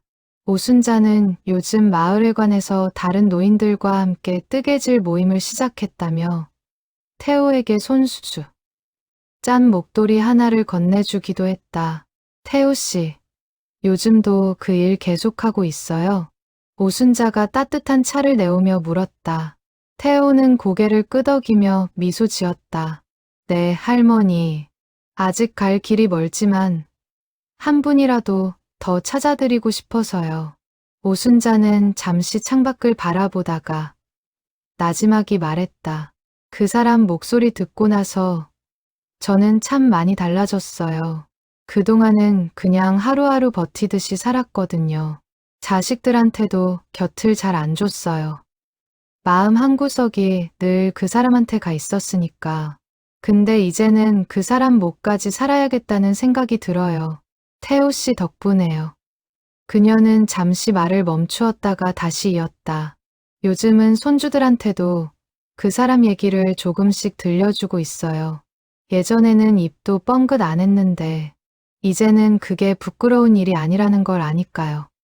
태호는 그 말에 가슴이 뭉클해졌다. 그는 문득 자신이 하고 있는 이 일이 단지 죽은 이들의 목소리를 되살리는 일만은 아니라는 것을 깨달았다. 그것은 남겨진 사람들에게 다시 살아갈 힘을 건네는 일이기도 했다. 오순자의 방을 나서며 태호는 그녀가 건네준 목도리를 목에 두르고 걸었다. 낡은 실 냄새가 코끝에 스쳤지만 그 온기만큼은 무엇과도 바꿀 수 없이 따뜻했다. 그해 겨울 태호는 가게의 이름을 조용히 바꾸기로 마음먹었다.